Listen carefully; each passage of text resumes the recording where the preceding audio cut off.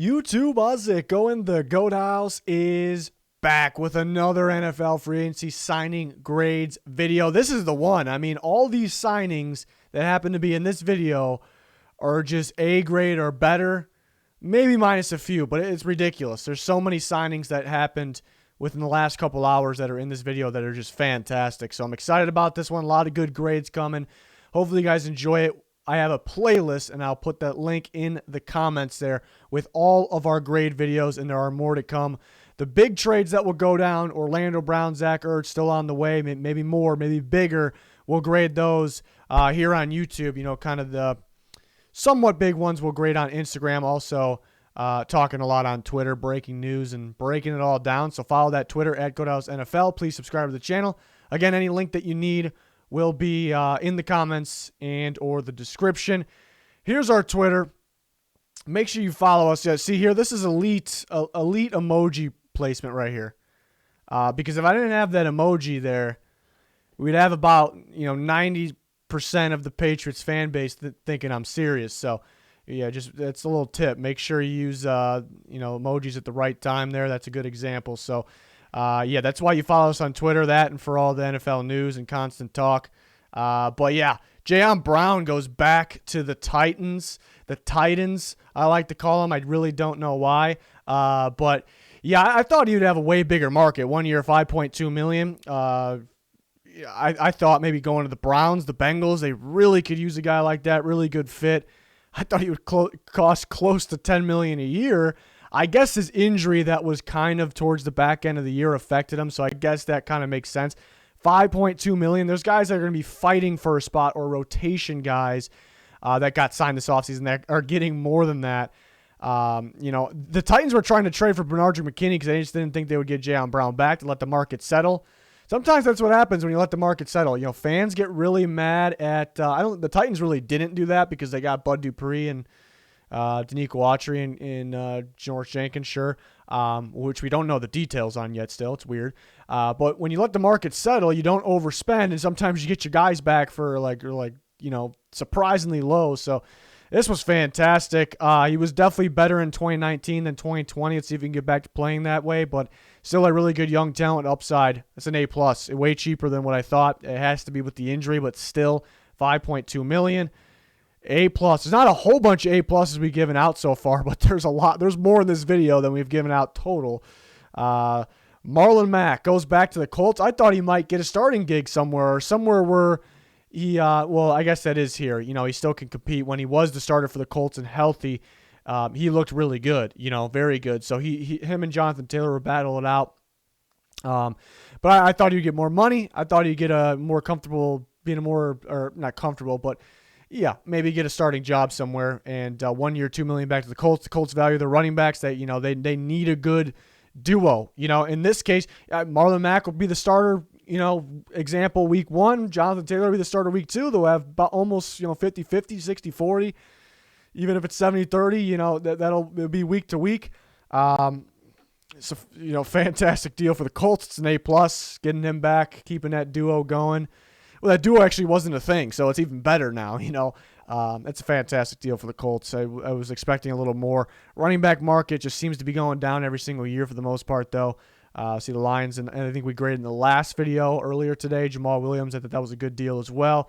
Hassan Reddick goes to the Panthers, kind of a surprising one. 1 year, $6 million, which I thought he would get 10, 11 million because he was insanely productive last year. Yes, it's risky, but there's always risky signings. There's been a bunch of them for big money.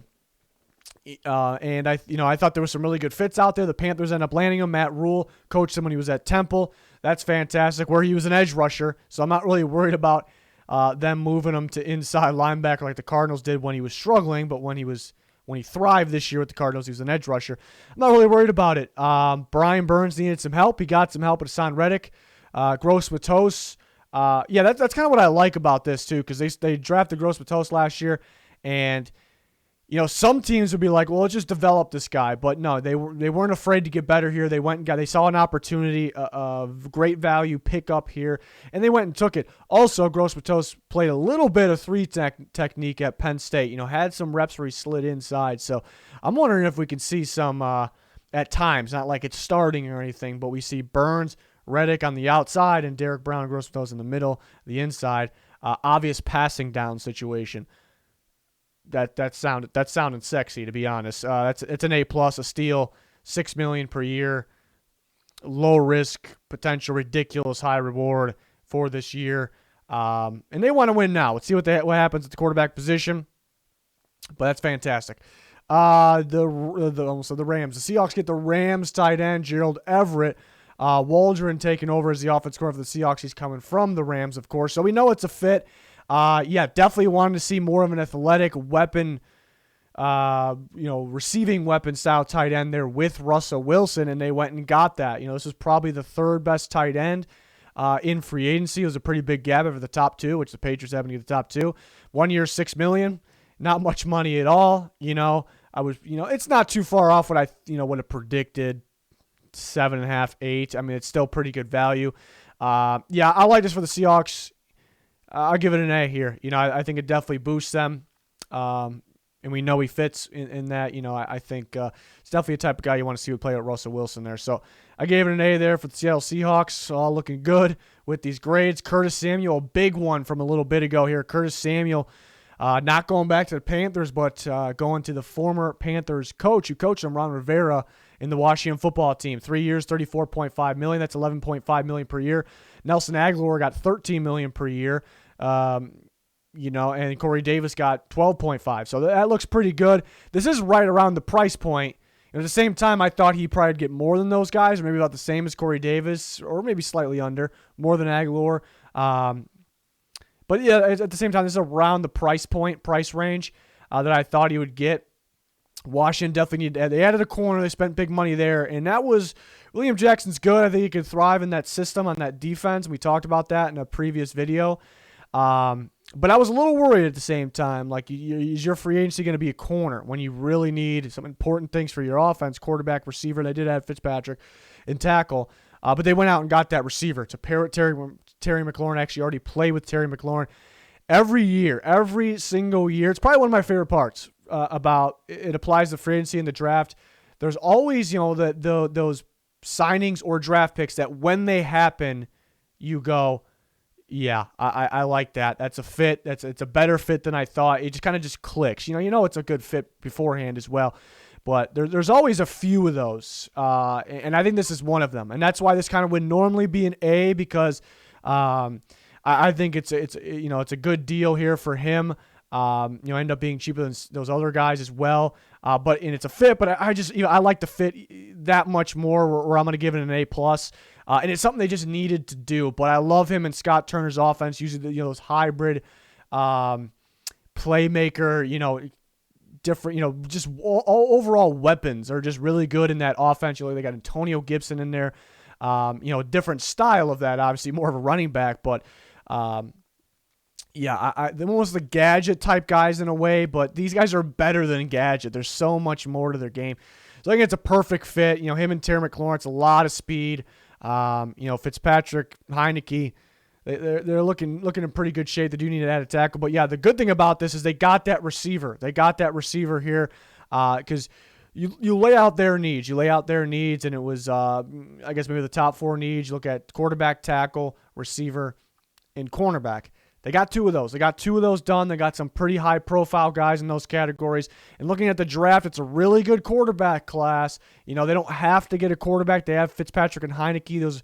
I think Fitzpatrick can help them, make them good. It's almost, in a way, that and an insurance policy, because you can't really predict the draft. If somebody starts falling and you have the ability to trade up, or maybe you don't trade up and somebody falls to you, you have the ability to do that now. But it's also a very, very good tackle class. Very good. So you left that need there while it's a shortage in free agency. That made sense. Even in the second round, if you get a guy like Kellen Mond, Kyle Trask, that works out as well. If you left receiver as a need, which it's a really good receiver class, but then you would be like, okay, we got to fill these three needs, and we have an opportunity there's a good tackle on the board, good receiver, good quarterback.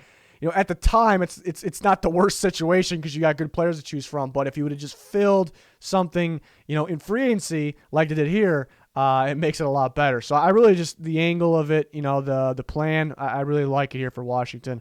like what they've done. See if they can continue to go to work. It helped that they had a good amount of cap space. Patrick Peterson goes to the Vikings, so it's gonna be weird seeing him, not in a Cardinals uniform. He gets to play with maybe one of the DB gurus and Mike Zimmer here. So 1 year, $10 million. I like this one. I think a week ago I was starting to explain, how Patrick Peterson kind of had upside, but not as like a young guy because he kind of felt like maybe he took a step down last year. But I thought with a change of scenery and a different defense, especially, going from one that has heavy man concepts to go into a zone one, which is much easier for Peterson and going to make him more of a playmaker that he can be, and that's exactly the case here. And he's 30 years old. It feels like he's been in the league longer than that. But so I really like the fit. I think this is going to make him better. 10 million, so right around that price point. Thought he can get the 10 to 12 range. I really like this for the Vikings. They got some young corners. It's going to be Peterson is cornerback 1 on the outside, Cam Dantzler is cornerback 2 outside, and then Jeff Gladney in the slot. So it's looking pretty good there. Something they needed to do. Again, right around the price point where I thought, in that range. I give it an A there. I like that one. I like all these signings. They're all really looking really good here. Kyle Van Noy just happened. I was actually about to record, hop back on, make sure I got Kyle Van Noy because we got the numbers. There's some other deals that went down that we still don't have the numbers, some somewhat big ones, Denzel Perriman. We don't have the numbers on that. Kyle Van Noy goes to the Patriots, back to the Patriots a year later, which is on the Dolphins. I could have put him in the Patriots jersey in the picture, but recently played for the Dolphins. I thought he played well when he was on the field as well. He was one of my top free agents going into last offseason. So the heck of an off-the-ball linebacker, can cover, can rush the passer. He's kind of all of the above if you're talking about linebacker. 2 year, $13.2 million, $6.6 million per year is a steal. I know there was teams interested in trading with the Dolphins, and that would have been more money, and they knew he was going to get cut, but then they couldn't. I'm assuming actually that teams probably offered, a little more, but the Patriots, he knows is a fit. It's just a little more appealing because it's the Patriots, so that worked out. And again, we know it's a fit. I mean, $6.6 million is a fantastic deal for this type of player that fits. Van Noy, again, off-the-ball linebacker that could be he's a utility guy, could be a pass rusher at the same time, with guys that are pass rushers, Judon, who also can drop in coverage, and Winovich. It's starting to look ridiculous, and they're getting a lot of opt-outs back. It's an A+. It's an A+. And if you've watched the beginning of the video by the tweet I had, you probably already knew where I was going with that. It's fantastic. It's the Patriots. For the Patriots there, they're doing well. A list. We got 2 pages of a list of guys. Raiders, for some reason, because I kind of do them as they come out. Next page, we'll have some more Raiders guys. Richie Incognito, I gave an A+. They cut him. They bring him back for a lot cheaper, $2.62 million. Quentin Jefferson. I'm a big Quentin Jefferson fan. The Bills did not use him right. The Bills, I don't know what. D-linemen, they got some good names out there, but they're a little inconsistent, not consistently getting sacks on the quarterback. Quentin Jefferson, when he played in Seattle in 2019, he played D-end, he played 3 technique, lined up directly with the guard as a D tackle, he played nose tackle at times, and he was very good for Seattle. I'm surprised he actually didn't wind back up at Seattle because he was so important to them. And the Raiders just need help in general across the defensive line, just getting pressure. If you use him right, Gus Bradley will. I'm not that surprised that the Bills didn't use him. That they kind of just pretty straightforward. We're gonna stick a guy where we think he is, play him this many reps. I'm a big Quentin Jefferson guy. It's not it's an A+ because it's great value. I love the versatility. It's exactly what the Raiders need. It's not like that huge signing though. Obviously, they brought Jonathan Hankins back who plays some nose tackle for them. They really like him. They kind of insist on him. He is a solid player. 1 year, 3.5, get him a B+. And then Alex Mack goes to the 49ers. They needed a center. Richburg about to retire. Will retire 1 year, 5.5. Mack probably retires after this. I gave this one an A. Chiefs get Kyle Long out of retirement. It's kind of tough to tell what he has left in the tank. Or he was starting to struggle a little bit before he retired, but he looks to be in really good shape. I think he'll succeed in the Chiefs scheme. Cheap deal. He'll play guard. A-. Broncos get Mike Boone. I was talking about on Twitter. Was I talking about yesterday, 2 days ago? I'm losing track of all these days because they're all kind of the same with different players. But I was saying somebody's going to get a sneaky good running back, and Mike Boone here. They get him 1 year, $2.6 million. That's an A for me. Mike Boone can play. He was playing with the Vikings with Dalvin Cook, Alexander Madison, Amir Abdullah. Whenever Mike Boone got a shot, he was good. He was really good. He's not Dalvin Cook, but some similarities there. A lot of upside. Running backs are really easy to judge. You don't really need too many reps to see if they can play. I saw that guy play in preseason for the first time. Heard about the undrafted kid from Cincinnati, and he was lighting it up. So you kind of knew he's got some upside there. And the Broncos are going to have a load of free agent running backs next year. He could be taking over. In 2022, he could be the running back one. So I like that. Panthers get Morgan Fox, defensive lineman from the Rams, 2-year, $8.1 million. So adding to the rotation there, that's a pretty solid deal. Will he be, as he was starting to get productive, but you kind of take away from Aaron Donald. You always kind of wonder that, the Rams scheme. But I like what the Panthers are putting together. He's around. So you guys know I'm a big Brian Burns fan. You guys know that. Derek Brown was really high in him. So I think it's putting him in a pretty good mix there. A-. We're kind of going back to some Raiders guys here. Denzel Good, they bring him back. He was kind of the really good depth guy that would have to start because of injuries, and he'd play well. So they bring him back to start, and that's a pretty cheap starter. Pretty cheap starter there for them. Total value 8.36 honestly really isn't cheap, but I think it's good value at the same time. So they get an A. They get Solomon Thomas. They're just adding the D line. I like it because they need more pressure from the defensive line. Guys like Quentin Jefferson, Solomon Thomas, where they can move around. And their versatility is fantastic for the Gus Bradley defense. Those guys could play because it's one side, an example, one side will say Max Crosby, his hands in the dirt in this Gus Bradley scheme. And it was last year, too. It wasn't the past. And the opposite side, Yannick Ngakoue, in this Leo defense, he's going to be kind of standing up. And he is better standing up, so I like that. And sometimes those guys are a little further off the ball. Maybe they drop back. So you want a defensive lineman that can almost play a defensive end where the Leo pass rusher is a little further outside. So you have those guys that can move back and forth, and Solomon Thomas and Quentin Jefferson. It's absolutely perfect here.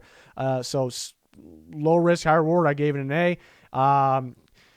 I actually like Quentin Jefferson a little better, and he was a little cheaper, but I like both of them. Cardinals get Matt Prater. They got a kicker. 2-year, $7 million, and that'll be an A. They had kicker troubles last year. Dolphins get Vince Bagel, 1 year in exactly the veterans minimum there at 1.075. Hurt last year, pretty solid year before. They like him kind of playing that Kyle Van Noy role while it's way cheaper if he stays healthy. Obviously, that's fantastic. So I gave it an A. The Giants, Ifeadi Odenigbo from the Vikings, 1 year, $2.5 million. I kind of like the idea of this fit. Will he be rotation? Will he get some? He may start. Opposite of Lorenzo Carter maybe, but yeah, he was pretty productive in 2019 when he was in for the Vikings on obvious passing situations, obvious passing downs, and playing, with Everson Griffin, Daniil Hunter, Linval Joseph, and or maybe Linval Joseph wasn't in there and on those reps. Stephen Weatherly, guys like that. And he had success. He got to the quarterback, and last year with the depleted Vikings defense, where a lot was kind of on him, especially when they traded Yannick Ngakoue. So he didn't have that help around him. So I kind of like the idea of him rushing, right outside of Leonard Williams, who's the 3-4 defensive end. I think he could be productive there. It's still a small signing, but I kind of like the idea of it. A-. And then all these great grades, and then the Cowboys kind of blowing the video here, but it's all right. 3 years, $16.5 million for Jordan Lewis. I was a little surprised by that. He really, really struggled last year.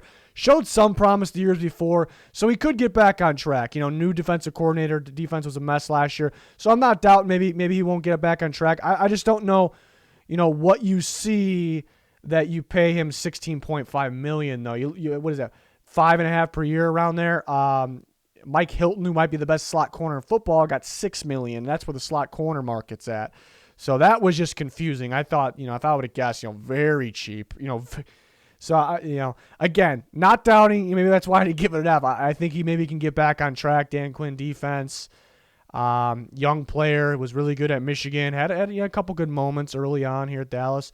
I just don't know where you get that contract from. That's what I'm grading here. So, not a fan of that one, but a lot of ridiculously good signings that happen to fall in this video here. So, we're going to continue to do this. My phone's going off. This happens in every video. Do I just see if...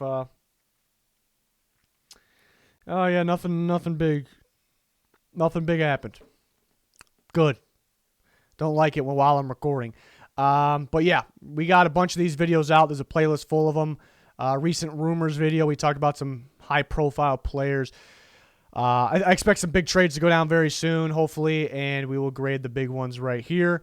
And make sure you follow our Twitter for all that, basically extra content, instant NFL news and talk. Link in the comment section and description for anything you need there. But, yeah, make sure you smash that like button, subscribe, turn notifications on so you don't miss anything here at the GOAT House. NFL Draft is right around the corner. We have you covered fully for that. Can't wait. That's going to do it. Thanks for watching. Goodbye.